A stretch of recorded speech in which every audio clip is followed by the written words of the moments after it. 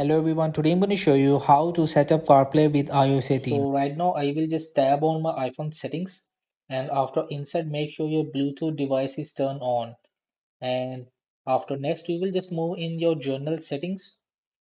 So when you get in and you will scroll down to find a CarPlay, this green icon you will see, just tap on this CarPlay, and Wi-Fi is off right now but CarPlay will only be available over USB. Do you also want to enable wireless CarPlay?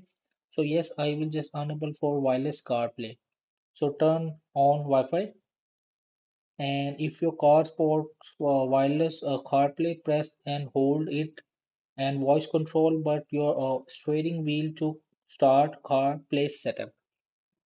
So you can just from your CarPlay LCD, just tab on wireless with connected, and after a few seconds you will be available in this car list. So you will be what of your car names device, so you can just tap on it and it will be asking about your contacts and media share things. You can just tap on allow it and also allow to pair it, and it will be connected easily. Hope this video helped you. Please don't forget to like and subscribe and get notified for more videos.